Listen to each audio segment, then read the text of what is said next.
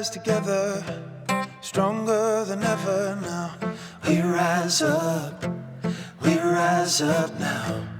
Our voices matter, the chains we shatter now. We rise up now. I'm mad, you mad, we matter now. I'm coming, we're coming, the truth comes out.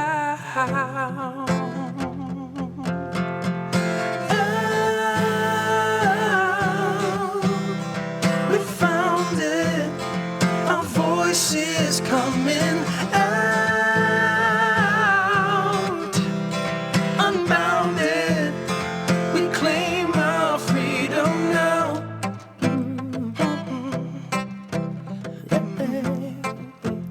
Here we go. They wrote the story, we changed the letters now. We rise up now. One of those before me, on wings of glory now. We rise up now. I'm mad, you mad, we matter now. Ooh, I'm coming, we're coming, the truth comes out.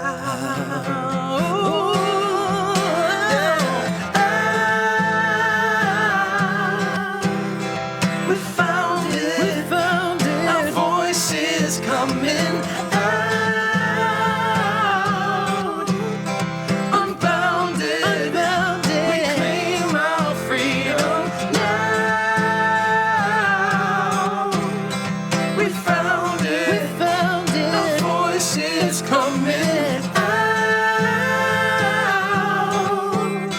Unbounded, we claim our freedom now. I want you to know that no matter what you're going through in your life right now, no matter who you love, no matter what color your skin is, that you are worthy, that you are unbounded, and that your voice matters. And together, we rise. Come on, forward.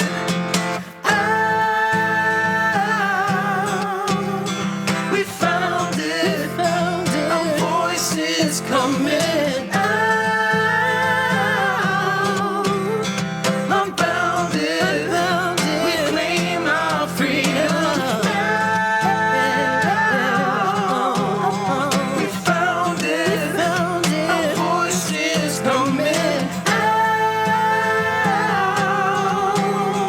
Unbounded, unbounded.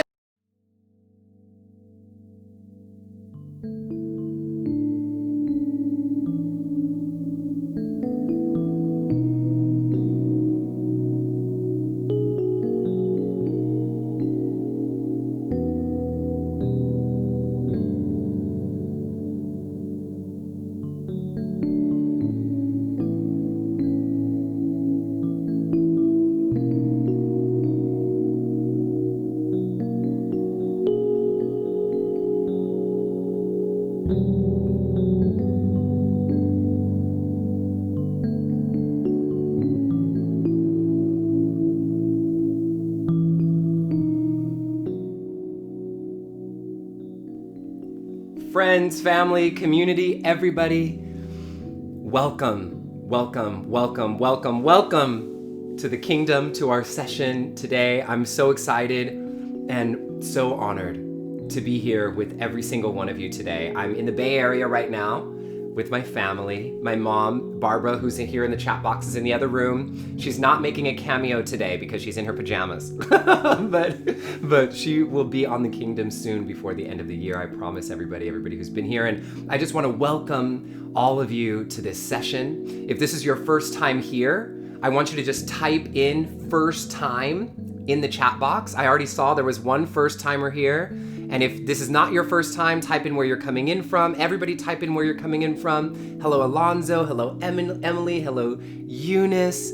Hello, Mary Teresa and Barbara and Susan and Devin and Mike and Minal and Megan and Magdalena and Tara and everybody. Welcome back to the kingdom. So we have a very special session planned for today. And for those of you who are here for the first time, or if you just need a quick little reminder, this is our belief system here at the Kingdom. This is what we come together around. We believe that all beliefs are welcome here and all biologies are welcome here. We believe in the power of music to open up our hearts and our minds. And so we always have a song in the opening, and I'll actually play a little song today that I've been practicing on the guitar for you guys. And we believe that wisdom can come from many places. Hey, Trey. Hey, everybody. And we believe here in an expanded definition of self, knowing that we are all connected to one another and connected to all of life. And here at the Kingdom, we don't just honor or tolerate each other's differences, but we know that we are stronger because of those differences. And ultimately, just like it says in our song, Unbounded, we rise together. We rise together now. Stronger than ever. We rise together now. And so I'm so excited to welcome you here. And I see Long Island. Welcome back, Jackie. I see all the first timers. Hey, everybody. Oh my God, this is so cool. We have Montreal and Santa Cruz and Virginia and Washington and St. Louis and Texas and Manal, first time from New York, and Tim from the Aloha State. Oh my gosh, and Trey and Alonzo and Anna and all of our people who are normally here, hello. It's always such a pleasure to have you here. And for those of you who are here and you're new, this is how we work. We always begin with either a poem or music and some kind of a song, and then we do a prayer. And I'll lead us through a prayer, but then I'll leave 60 seconds for you to do your own personal prayer, for you to add in your own personal intention, or maybe even weave in a religious or a spiritual prayer that you might love. And then we jump into our main teaching, and today's is a big one, followed by a practice to help us embody these teachings into our actual selves and into our minds. And then we'll have a golden nugget, which you'll see what that's all about, and an action to take home with you, so that this is not just inspiration, but it's inspiration in action. So all of that being said, let's dive in now with the power of our prayer. Everybody, hands over your heart if you'd like, or whatever position you prefer to take for your prayer. I normally am like this. And take a deep breath in just so we can all land here together. And a deep breath out.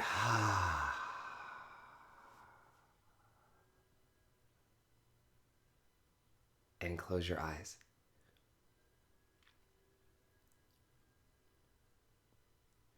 God, Spirit, Universe, all that is, all that ever has been, and all that ever will be, we thank you. Thank you for opening our hearts and our minds. Thank you for bringing us here together to this incredible session that we're going to share. Thank you for making sure that each and every one that is here receives exactly the message that they need today. God, Spirit, Universe, all that is, all that ever has been, all that ever will be. Let all the words that are spoken today, whether it's in the chat box from me or from anyone else, be for the benefit of all, be for the highest good. And may we be guided and used to be of greatest service to all. May we learn to conquer and learn to live with and understand and build a relationship with our own thoughts so that we can rise above them and through them, to step into the lives that we know we were born to live and be ripples of change to all those that we touch. Thank you for bringing us here. Thank you for our health. Thank you for this moment that we have to come together with so much suffering in the world today. We are grateful and thankful. Thank you. Please use us today. And this is a moment now to welcome in your own personal prayer.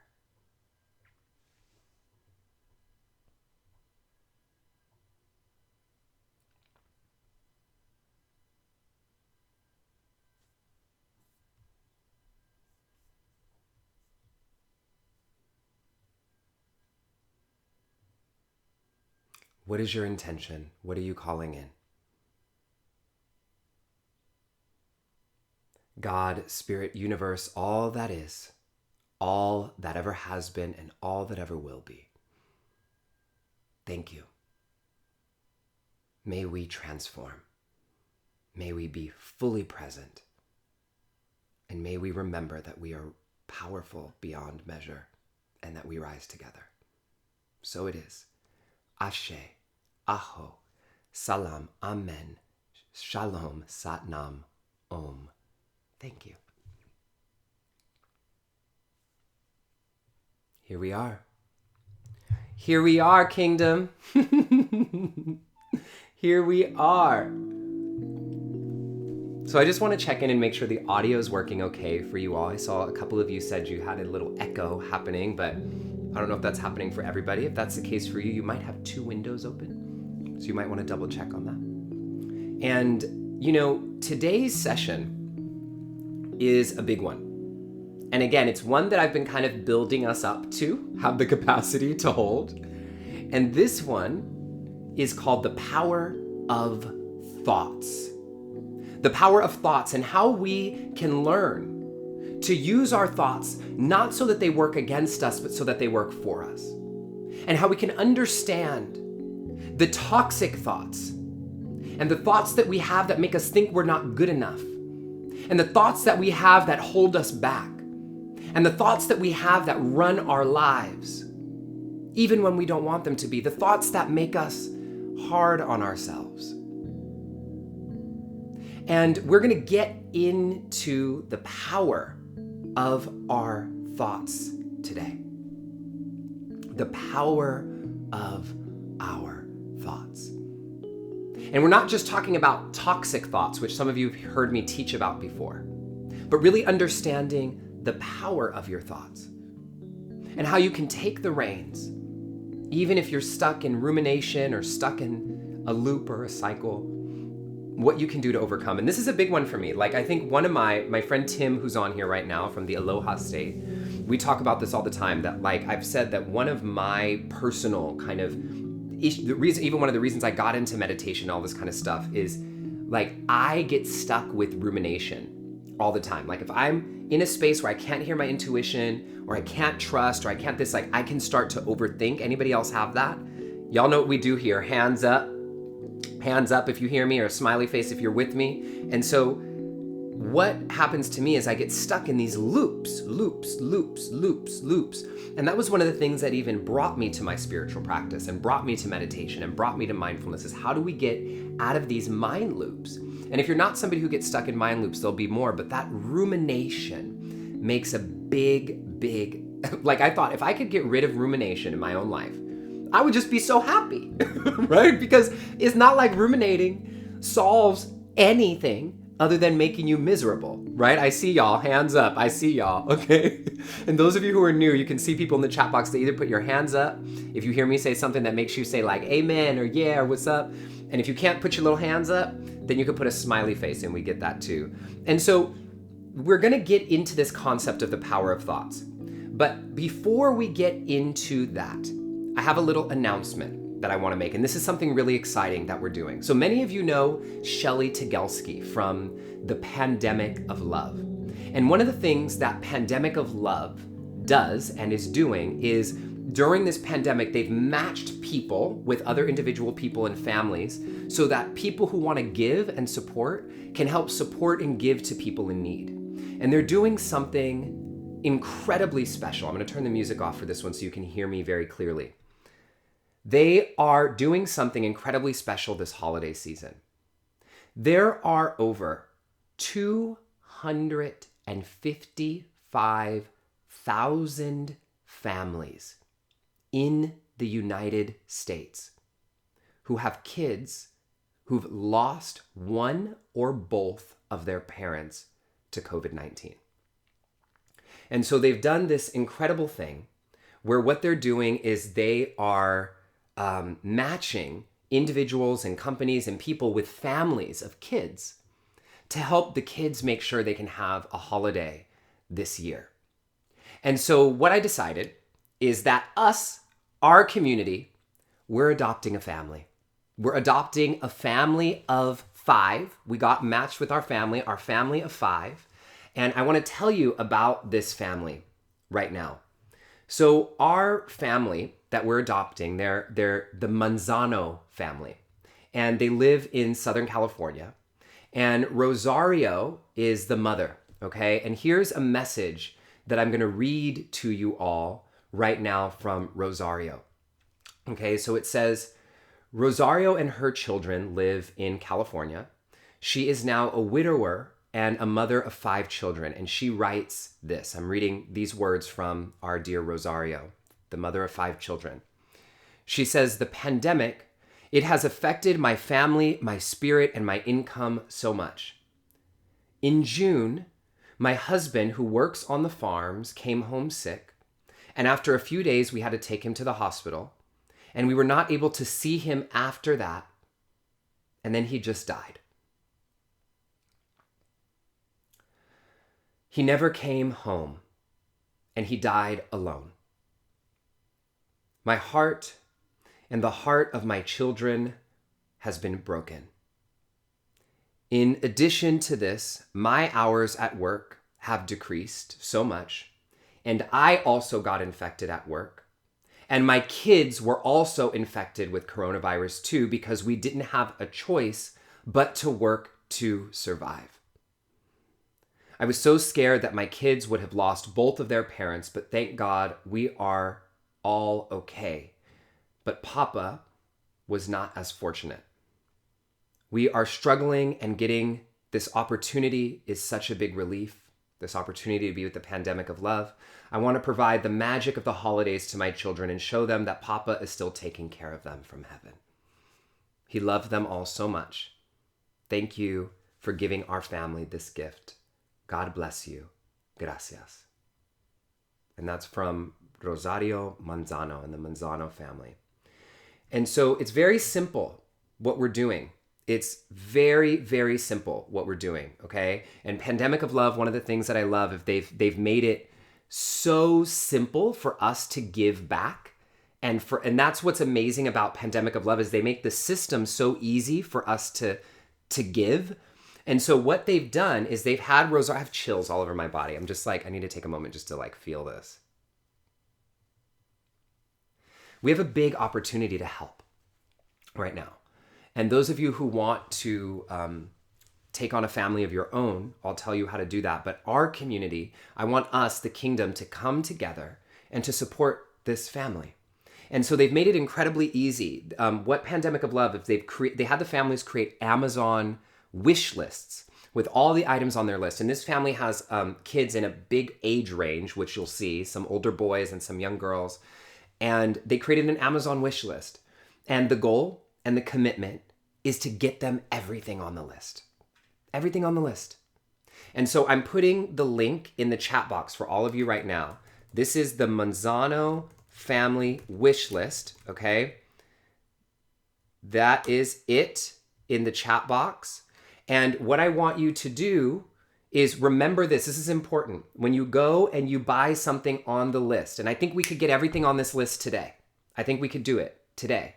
And when you buy something on this list, make sure, I'm going to read it exactly as Shelly has it for me. Make sure you select the right address at checkout so it doesn't go to your house, okay? So what you have to do is, after you select the items and you go to your shopping cart and you select your payment option, then confirm that the name and the address you select is listed as Rosario Manzano wish list. Rosario Manzano wish list. And you'll see it pop up for you as an option because we're buying for their wish list. It's very, very simple. And I just want to make sure that you guys don't have their gifts going to your house. Okay? So when you go to checkout, it'll be very easy and you'll see what to do. And I think this is going to be an amazing opportunity for us to give. All right? An amazing opportunity for us to give and to show up. All right? And so I wish I could show you my screen right now, but you'll see at the top when you check out, it'll have your address. And then underneath it, it'll say other addresses. And then you'll see Rosario Manzano's gift registry address. And you won't see their personal address, but you just select that and then you can check out, for those of you who haven't done that before. So I just wanted to spend a moment to actually explain that in detail, because I think this is something so incredible and important that we can all do right now to make a massive, massive impact in one family's life.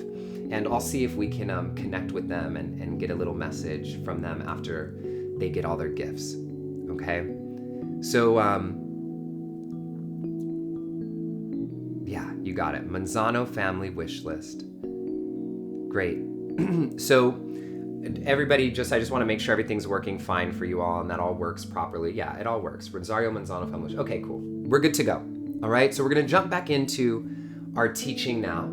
And for those of you who aren't in a position to give, I don't want you to feel bad either, okay? Because I know this is a challenging time for so many of us. But if you are in a position to give and to support, please do. Get as many things on the list as you possibly can. All right?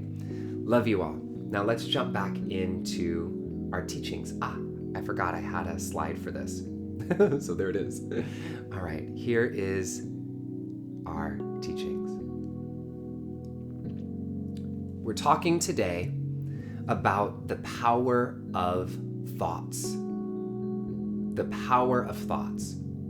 And how to stop being so hard on yourself so that you can grow and that you can heal. And what we have to remember, okay, is our thoughts are incredibly powerful. However, okay, this is going to be a big one for some of you. There's this saying that we hear so often that your thoughts create your reality. We hear this all the time. Your thoughts create your reality. How many of you have heard that before? Right? And what you have to know and you have to remember is that this idea that your thoughts create your reality is something that we're undoing in the wellness world. We're undoing in the spiritual world. Because your thoughts don't create your reality, your thoughts influence your reality. And the reason for this adjustment, the reason for this edit, is because what's happened in the world as we've had kind of the colonization of our wellness practices. I just realized my breakfast sandwich is behind me. So the colonization of our wellness practices is I'm just going to keep it super real with you guys, okay? So the human potential movement, this movement for human potential, which is where all the spiritual self-help books come from, the spiritual but not religious, the mindfulness, the this, the that, all of that kind of stuff.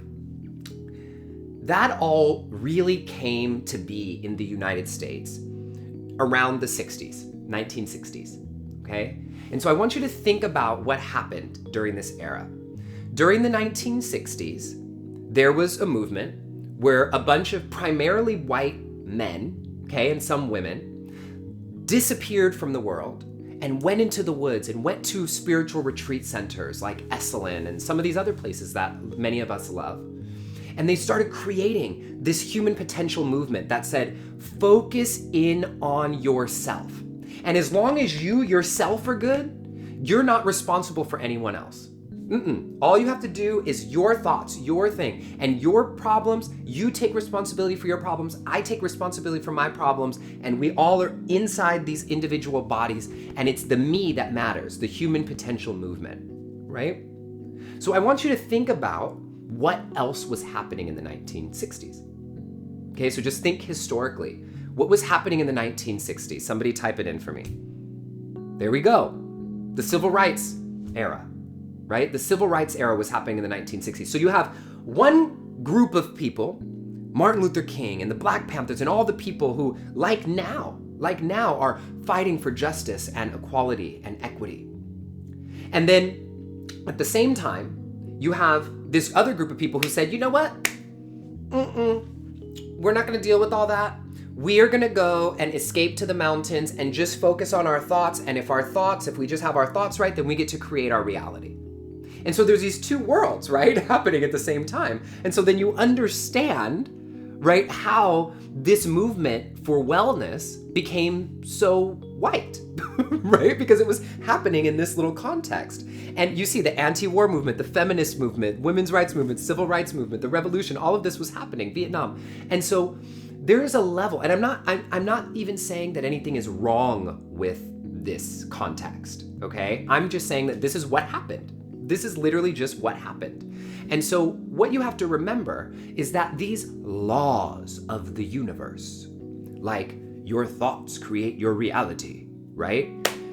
This shit comes from people who were privileged enough during the civil rights era and the women's rights movement and one of the most massive revolutions in the United States next to what's happening now, had the ability and the privilege to go like, you know what? We don't got to worry about any of that. We're just going to go over here and we're going to make sure that like I'm good. And if I'm good, then everything is good. So as long as my thoughts are good, then everything is good. And so the reason I share this context is because when we hear these words, like your thoughts create your reality, it sometimes gets used as a weapon against our own selves and against other people. Because when something bad happens to you, when something happens to you that you feel like, oh my God, like how is this happening to me? Then what happens is we start thinking, well, what am I doing wrong? Because my thoughts must be creating this. I remember I had this, right? When I was going through some certain times in my life, I said, what am I doing wrong? I must be off. And then you think about it in a greater context. When you have an African-American man who gets pulled over by the police for maybe or maybe not running a stop sign and then gets shot and killed by the police in front of his children. Did his thoughts create that? Like, do we dare say that? When you have African-American women who experience birth trauma in the United States only, African women don't experience this, just African-American women who die at higher rates than any other race in the world when they're giving birth. Is it their thoughts that created that? When you have women who are in the workforce not receiving the right pay and not getting treated equally and getting abused and getting sexual violence against them in the workplace, is it their thoughts creating that reality? No. You know what I mean? And so this is when it comes to, yes, your thoughts influence your reality, but they don't create your reality. It's one of the most privileged things that you can think, to just go, if I just sit and I just think this, and I just get my mind right and I just think this, then the world's gonna unfold as I wish. And you can imagine that there is a specific demographic of people who that happens for, right? There is a demographic of people who that happens for. So those laws, just like so many of the laws of the countries that we live in, don't apply to everybody.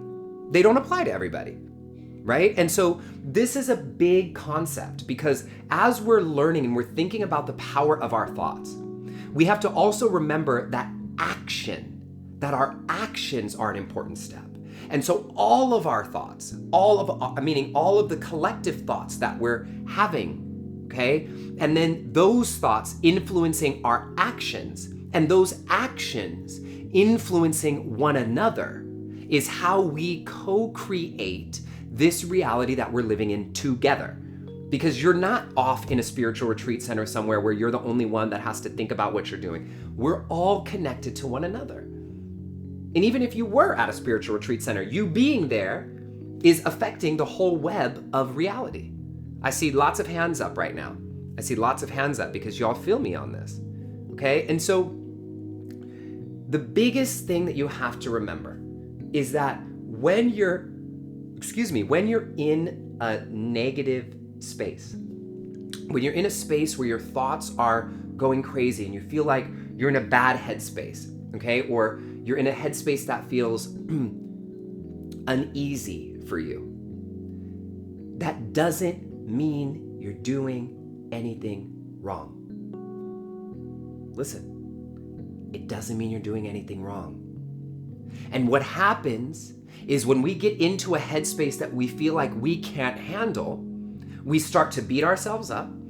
We start to get hard on ourselves. We start to run away from our pain, run away from our thoughts. And that just puts us in the same cycle because we're constantly running away from something and not dealing with what's happening at the root. Does anyone else have this experience? And so this is the power of our thoughts. Our thoughts do have power. We do want to create a positive environment for this to live in. But we can't always be in a positive environment.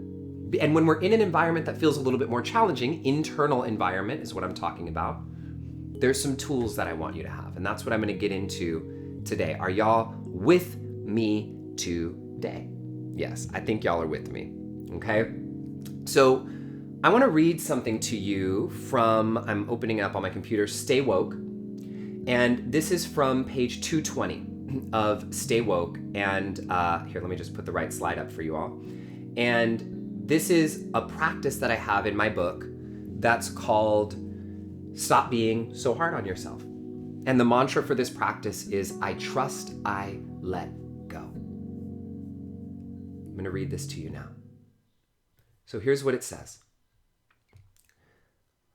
All of our lives are a mess sometimes. Yes, even mine. We all have highs and lows. We all find ourselves in unimaginable situations. We all feel lost, and we all feel confused and hopeless sometimes. Life can be messy. And I think if more of us need to be, and I think that more of us need to be honest about that. Social media will have you believe that other people are out here living these perfect, easy, lavish lives. But listen, you cannot compare yourself to other people because you do not know what they sacrificed to get where they are. I'm going to let you in on a little secret. Having it all doesn't make you happy. Knowing your purpose doesn't make you happy. Success doesn't make you happy. There's something else that makes you happy. Connection. Connection is what makes us happy. Connection to self, connection to others, and connection to something greater. So the next time you're feeling alone, depressed, sad, or like you don't have it all figured out, relax. If it's really for you, it'll happen. You don't have to try so hard. You don't have to force it. You don't have to be so hard on yourself. And so the mantra that goes with this practice is a big one. And it's, I trust, I let go. I trust, I let go. Excuse me. 1 second. And I think one of the quotes that is the most important from that line is you can't compare yourself to other people. You don't know what they sacrificed to get there. So I'll give you all a personal example. I talked about this in the Liberation Experience a little bit last week. So many of you know, and I talked about this on social media this past week as well. So many of you know that I struggled pretty bad in college with an eating disorder. And, right now I'm about 6 feet tall almost with my hair. With the hair, I'm 6 feet tall. And I weigh about 160 pounds and probably 165 now because of COVID. And at my lowest during college, I weighed 115 pounds. And I still thought I was fat, right?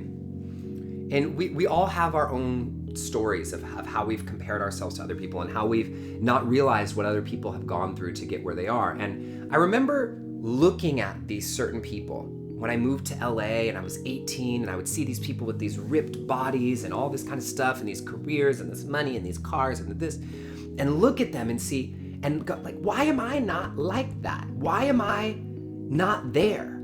I must be wrong. Something must be wrong with me because I'm not there. What am I doing wrong? Again, like we started in the beginning. How come I'm not thinking right? What kind of headspace am I in that I can't be like measuring up to what these other people are doing? And we all have this, whether it's about our art or our writing or our music or our bodies or our jobs or our whatever. We look at other people, especially on social media, and then we start to compare. Anybody. And so I remember, I'll never ever forget this moment, okay? I don't think I've ever told this story in public. I've told it, some of my close friends know the story. My mom might or might not know the story. So I remember after the eating disorder time was over, I kind of swung to the other side and I started working out like crazy. I got a trainer every single morning and I was going to the trainer, and I was at this trainer and I was there 5 days a week, spending thousands of dollars at 7 a.m., working out for months to get ready to go to this party. It was the white party in Palm Springs. I showed him a picture. I saw all these other guys in the gym and I said, I want to look like that. That's how I want to look, okay? And so he's like, you got to come in every morning. You're going to eat this. I was meal prepping with chicken and broccoli, and it was terrible because I love food, right? And so doing this for months, for 9 months, every day. And we get to the end of the 9 months, and I look in the mirror out there at the gym, and I was so disappointed. And I said, I've done everything. Why don't I look like that? Why don't I look like that? I'm asking the trainer. I said, I've done everything you said, above and beyond. And some of us have had this experience, right? Whether it's about our work or our job or these different things, I'm sure you're thinking of something that we feel like we've done everything and we're still not there. And so then we get hard on ourselves. And what the trainer that day, he pulled me into his office and he said, I'm going to tell you something in private right now. And I said, what? He said, every single guy that you're looking at and that you're pointing at is doing steroids. They're doing steroids. That's how you get like that. They're doing steroids. They're injecting themselves. And I looked at him, I said, what? Like that was so out of my like frame of reference. I had thought as a kid, like when I was in my early 20s, I thought that was only for like bodybuilders, you know? He said, every single one, I know. He goes, I know because I've done them too. And so in that moment, I look at him and I said, get me some, you know? And like, but in that moment, also having this moment of thinking, what? Like, I'm sitting here trying to compare myself to these people and they've been doing steroids and I didn't know. So it was that quote, goes back to that quote of like, I didn't know what they sacrificed to get there. Their health and their well-being and their all this kind of stuff to do that. And so for about 6 weeks, when I was 23, I did steroids. And then what happened is I started to get this little lump and this like feeling in my back and in my arm and on my neck. And I said, hold on. Nope. Like, nope. This is not worth it. This is not worth me getting lumps or getting sick or getting anything like that. And I thank God I stopped and I never did it again. Okay. And it was crazy because I was recognizing the space that I was in. That because, listen where I'm getting to here, okay, everybody? Because I had created this thought in my head that something was wrong with me. And because I was running away from that thought, running away from it, I said, I don't want to feel like something's wrong with me. I don't want to have these negative, toxic thoughts in my head. So I'm going to run away from them. And the way to run away from them was to do more working out or to do less eating or to do more this or to do more that or to do steroids. Anything to get away from these thoughts. But what we have to do, my friends, this is the trick, is when you have those thoughts and we try to do all the things that we do to run away from them, we run toward them instead.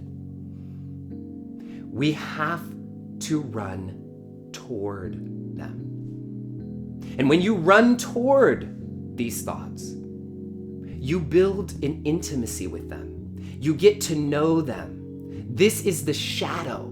This is what shadow work is all about.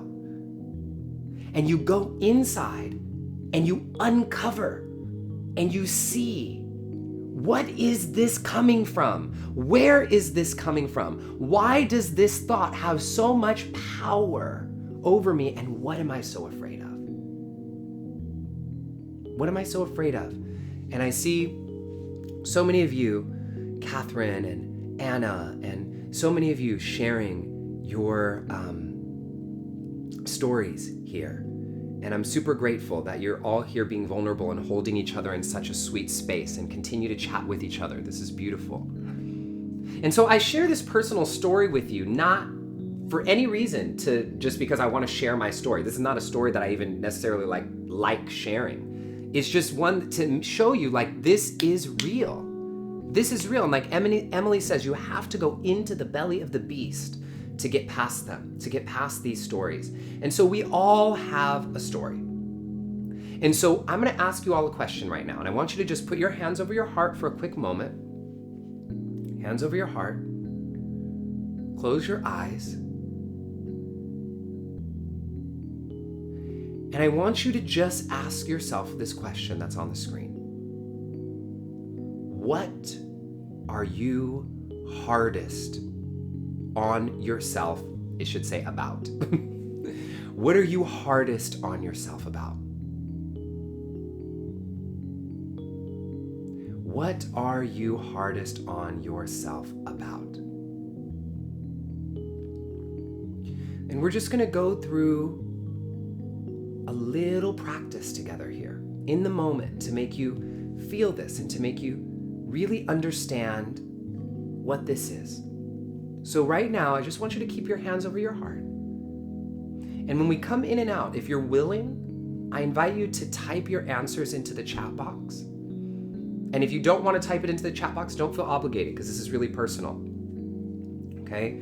But just answer the questions for yourself. So we're going to kind of go in and out of this listening. And this is not a meditation practice. This is like a deep inner listening practice.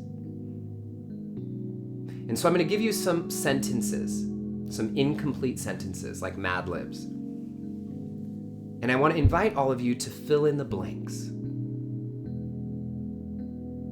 Here we go. The first sentence is what I am hardest on myself about is. What I am hardest on myself about is.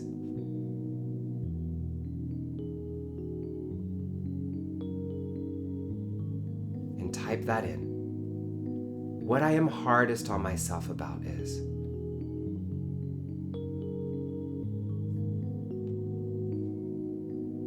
And you either type it in or just say it to yourself. The second one. What my critical voice says about me is. So in between, you just close your eyes and listen.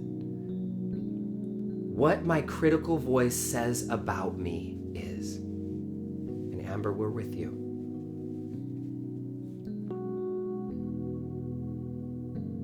What does that voice say to you about yourself? It could be you're too fat, or you're too this, or you're not a this enough, or you'll never this, or you're always this, or it's gonna be too hard, or whatever. Okay, and then the third one, and how I feel when it says that is. How do you feel when that voice says it to you? What's the emotional quality that you feel?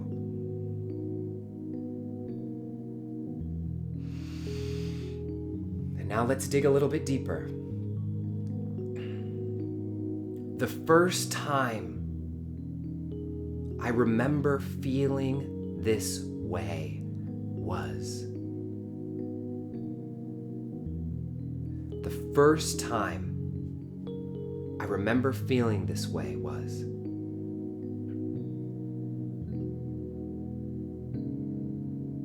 And just go with the first thought that comes to mind. Don't overthink it. Just trust whatever arises. You don't have to get it right or wrong.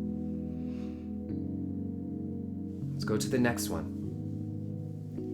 And the person who most influenced this critical voice is. Who in your life? What in your life? It could even be multiple people kind of combined in one space. Who most influenced this critical voice in you?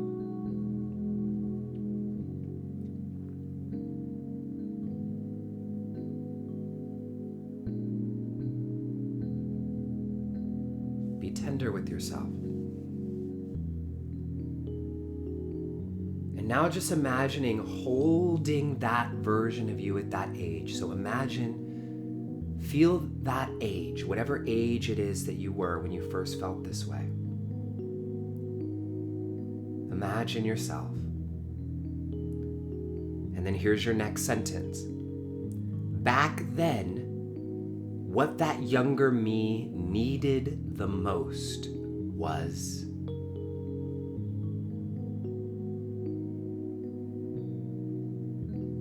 Back then, what that younger me needed the most was.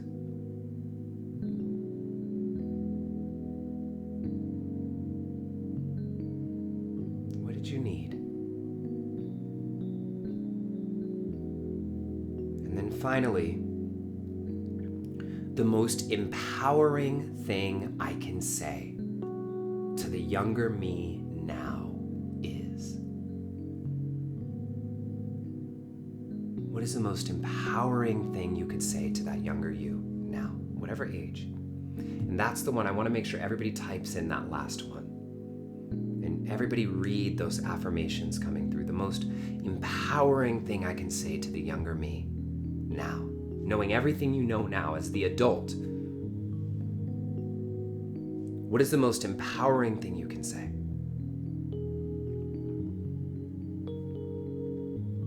Beautiful. And now just be with that for a moment. Just be with it for a moment. Just be with it for a moment. You are not alone. You are loved. You are stronger than you think. You are loved. You are enough. It's okay to make mistakes. You will have all the love and beauty you need. You are worthy. I love you. You are safe. You don't need him to love you to be lovable. You are worthy. You are stronger. You are beautiful. You are not too much.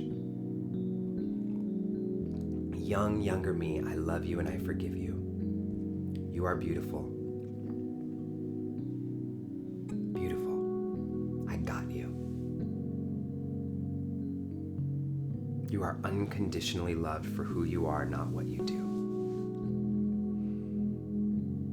And so, the reason we did this practice in particular, this is a big thing, okay? And when I was in Mexico, I had the blessing of getting to teach this. I can't wait till I can be with you all in person again. And this is huge because what you need to remember when you are having those voices in your head, you will notice that you revert to the silence or to the emotional state of that childhood you.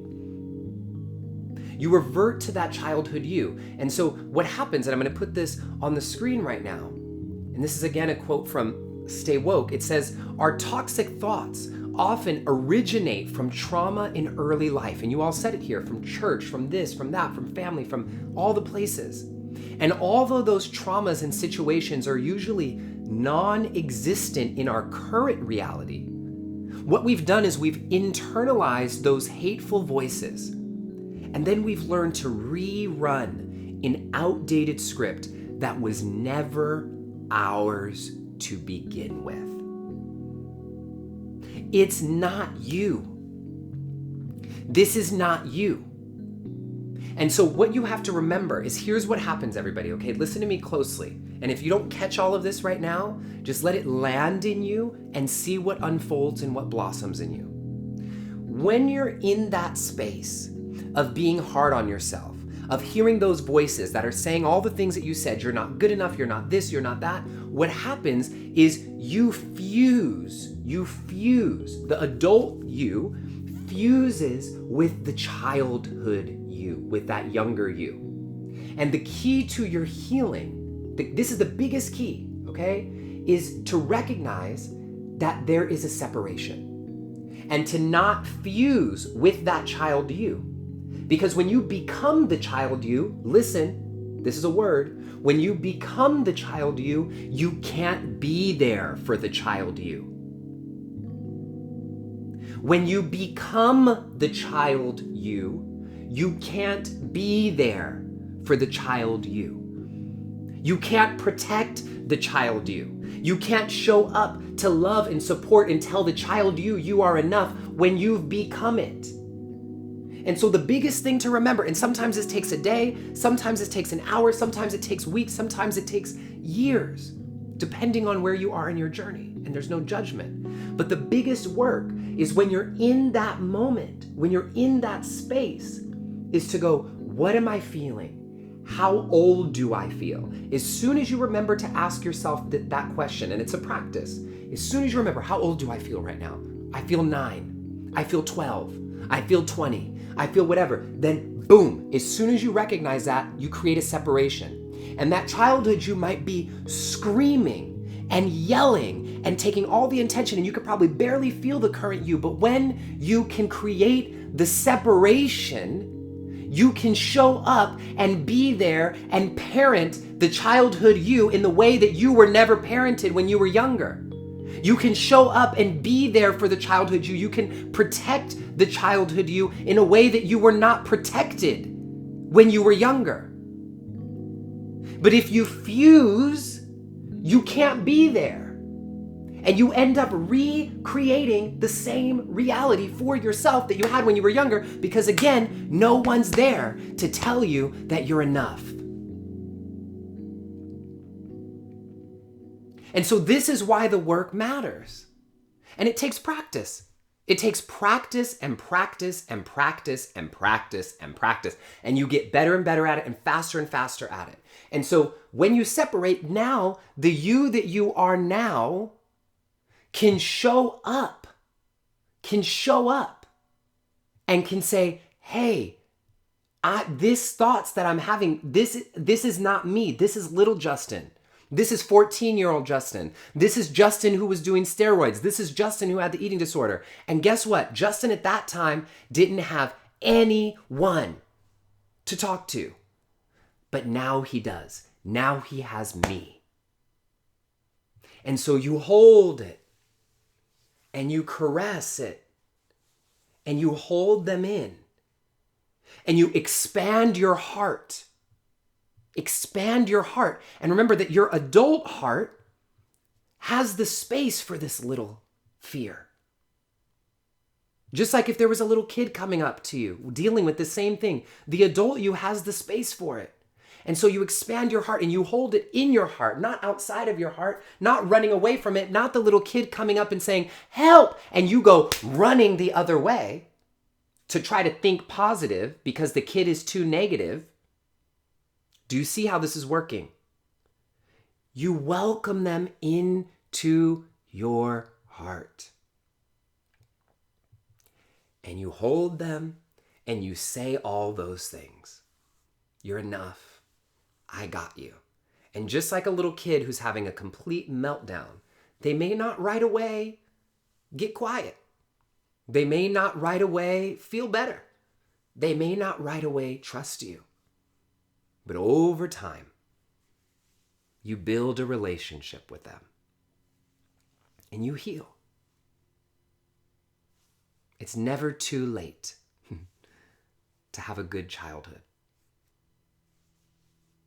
because you can show up for yourself now. And so this is what it's all about. This is what it's all about. And so what we get to here is this. We must turn toward our toxic thoughts instead of trying to drown them out. We turn toward them. We hold them. We be with them. And we learn what is it that's coming up to be healed. What's coming up to be healed? And when you build that relationship with that little you, with whatever that voice is in you, then you recognize, right, that there's actually a third voice. So there's the voice in you that thinks you're not good enough. There's a voice in you that thinks you're enough. And then there's the voice in you that's listening to the whole thing. The voice in you that is experiencing that voice and that voice. In the middle, there's a third. And that third voice is you. That's you. And so it's not about over-identifying with the one that says, you're enough, you're enough, you're enough, you're enough, because that's the one that says, go, go, go, I can be better, I can be positive. And it's not about identifying with the child or the one that says, no, no, no, no, no, I can't, I'm scared, I'm not good enough. It's not either of those. It's the you that's right in the middle, that's holding the wide open space for both, because they're both in you. They're both in you. So I just want to take a moment to honor what's coming up in the chat box right now. Catherine, we see you. You know, we do have, Catherine asked a question, what do you do when you have had to let a family member live with you and that member recreates the reality of your younger child unintentionally every day? That's your current challenge.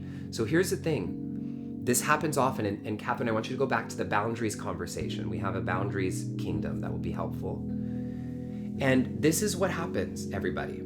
Okay, so listen, this is for Catherine and for everyone, is until you heal it, until you go in and heal it, you're gonna keep having the same situation come up again and again and again and again and again, looking slightly different.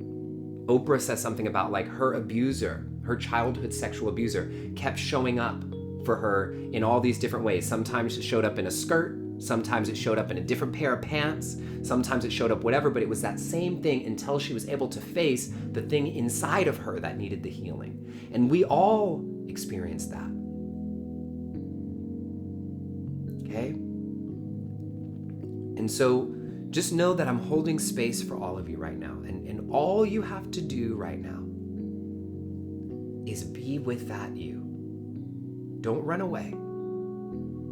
And ask these questions, okay? So I'm gonna pull something up right here for you all, okay? Because we're turning toward them, we're not drowning them out. And what you have to remember is that these thoughts are here to teach you something. They're a marker, they're an indicator, they're a flag in the ground that are pointing you toward your healing and your growth. And so when you have these thoughts come up, it's not about proving them anything or forcing anything or even listening to what they're telling you to do. It's to ask a question of, in what area of my life do I need additional healing and support? And so I want to give you all a little practice and action that you can take with you. Where's Stay Woke? Okay, I'm just going to pull it up on the computer. So here's your takeaway. Give me 1 second. So if you go to the toxic thoughts exercise in my book on Stay Woke, that's on page 71. It starts on page 71 and 72, and you should read that section, right? There are a few steps, 4 steps that are simple that you can start to take to help you get in a better relationship with this. And it's not going to instantly solve. It's going to come back, and then you practice it again, and it comes back, and then soon you heal. Now for me, when I get into these little loops, they last for like 15 minutes. They used to last for years, you know what I mean? And now they last for 15 minutes. If it's really bad, they last for a few hours, right? And so this is like what happens over time. And so what you first identify is, you can even go back to the steps that we took, is what is the thought? What is that toxic thought? And then the second thing is, how do you feel? The third thing is, where did it originate and how old were you? How old were you when how do you feel in this moment? And then the fourth step is to separate yourself from that you and be with yourself. Not this, be with yourself. Not fusing, but being with. Are you with me? Are you with me, everybody? Okay, so I feel called. I'm going to put this slide back up on the screen for you because I think some of you are going to want to take a screenshot of this because this is a little bit more of a robust way of walking through it. But if you use these sentence stems, I'm putting them back up for you. Take a screenshot. There's one typo in the first one. It's what I'm hardest on myself about is, what my critical voice says about me is, and how I feel when it says that is, and the first time I remember feeling this way was, and the person who most influenced this critical voice is, and back then what that younger me needed most was. And the most empowering thing I can say to the younger me now is, if you go through, if I could redo Stay Woke, I would do it like this. And if you go through this process, then you'll create that separation so that instead of being hard on yourself, you can be there for yourself.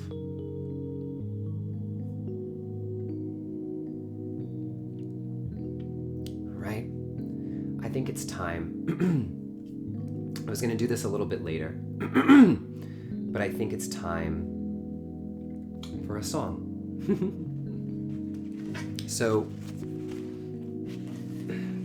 it's interesting. I didn't have this context in my head that I was going to be singing it with this way. But this is a song that you all know, or many of you will know at least. I have my guitar. And it's Stand By Me. And it's interesting because when you think of Stand By Me, we often are thinking of somebody else that we're standing with. And it is important that we remember that we're standing together. But when you also think of Stand By Me in a slightly different context, you can think of standing with yourself. And so this is that you and the childhood you, and then the you that's in the middle, standing together and being there for yourself.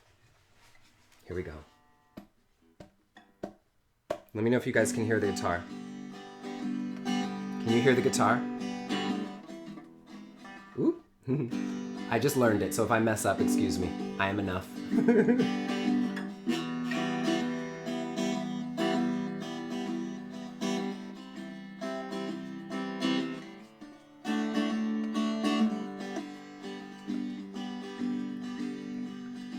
When the night has come and the land is dark and the moon is the only light we'll see.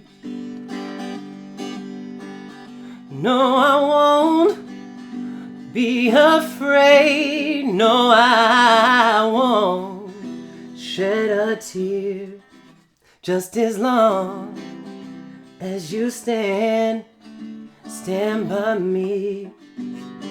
So darling, darling, stand by me. Oh, stand by me. Oh, stand by me. So darling, darling, stand by me. Oh, stand by me. Oh, stand by me. If the sky we look upon should tumble and fall, or the mountains would crumble to the sea. Y'all with me? I won't cry, I won't cry, oh no, I won't shed a tear, just as long as you stand by me. Together, everybody. Oh, darling, darling, stand by me. Oh, stand by me. Oh, stand by me. All together.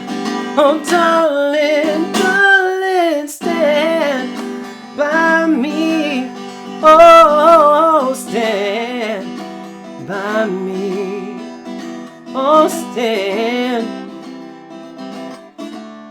stand by me.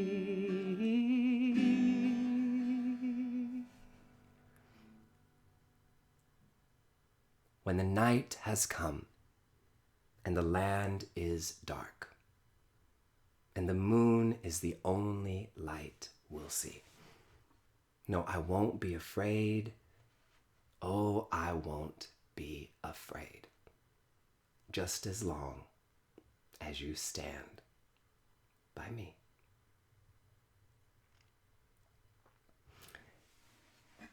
And so we stand together.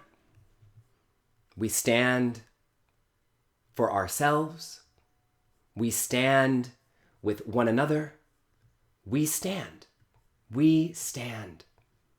And when you learn to separate from that voice, you can be with it, not to run away from it, but to be with it and be there for yourself.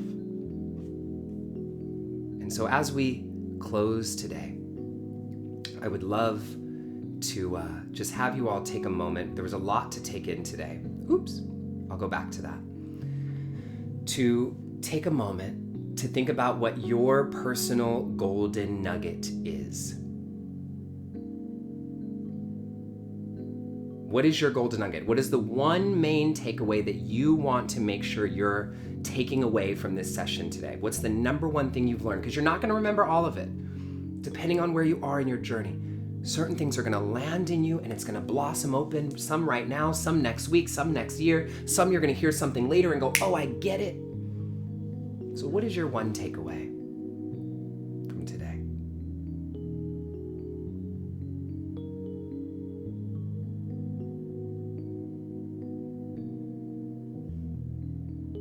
Stand by me, oh, stand by me, oh, stand by me, stand by me, oh, kingdom, kingdom, stand by me, oh, stand by me. Oh, stand by me, stand by me. I'll be standing with y'all for a long time. So I'll close with this. I have been looking in, my mom has this book in her living room. My mom loves Oprah just as much as I do, y'all. And there's on page 175 of Oprah's book, A Path Made Clear. She has this beautiful story, and I'll share it with you right now. These are the words of Oprah Winfrey. So she says, I was 7 or 8 years old when I first figured out that The Wizard of Oz was more than a story about a bump on the head and a fantastical dream. The moment I realized that the Scarecrow, the Tin Man, and the Cowardly Lion were actually Dorothy's friends from Auntie M's farm, something clicked from deep within me. And here's what else she has to say. I didn't have the words to express it at that time, but as I grew into my own path of awareness, I understood the Wizard of Oz to be one of the great spiritual teachings of all time. Dorothy was on what the great philosopher Joseph Campbell so famously called the hero's journey. The yellow brick road represented the path toward her true self. Along the way, she encountered the disempowered parts of herself. The Scarecrow's wish for a brain, the Tin Man's desire for a heart, and the Cowardly Lion's longing for courage. And like so many of us, Dorothy believes she needed something outside of herself, in her case, the great and powerful Oz, to bestow the cherished virtues on her friends and to bring her home. But in what I believe, Oprah says, is the most powerful moment of the film, Glinda, the Good Witch, says the words that spiritual teachers have been trying to convey for thousands of years. And this is my message to you as well. Glinda the Good Witch tells Dorothy, you don't need to be helped any longer. You've always had the power. Dorothy's most trusted companion, the Scarecrow, asked Glinda, then why didn't you tell her before? And Glinda replies, because she wouldn't have believed me. She had to learn it for herself. And this is what we're doing here together at the Kingdom. And this is the power of you and the power of our thoughts. Let us close with a closing prayer. God, Spirit, Universe, all that is, all that ever has been, and all that ever will be, we thank you. Thank you for welcoming us home to ourselves. Thank you for giving us tools. Thank you for giving me tools that I can share. Thank you for the challenges that I've been through, the challenges that we've all been through so that we can show up and change and heal for ourselves, for our families, for our children, for our nieces and nephews and cousins and the future generations to come. Thank you for bringing us all here together. Thank you for our health. Thank you for our well-being. Thank you for each of us creating the time and space to be here now, today, to come together and heal the world. May we all be happy. May we all be free. May we all find everlasting peace. So it is. Ashe, Aho, Salam, Amen, Satnam, Shalom.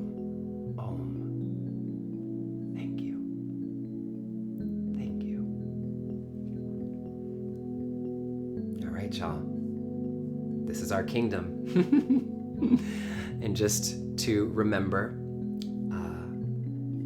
that we have our family that we are caring for, and my dream is that I'm going to sign on to this Amazon wish list in an hour and everything is going to be taken care of. And so here is the link to our family's wish list. You see it there. I'm putting it there twice.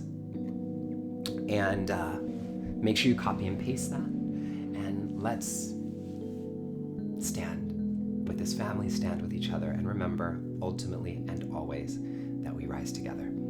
I love you all so much, and I'll see you next time, next Sunday on The Kingdom. Bye for now.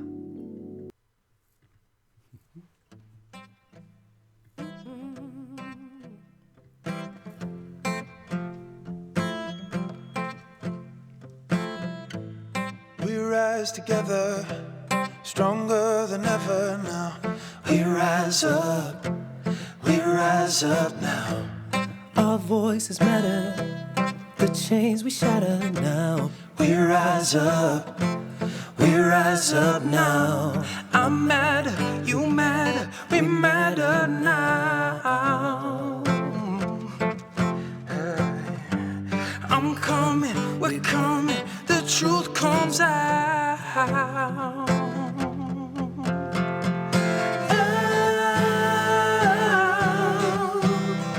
We found it, our voices coming out. Unbounded, we claim our freedom now.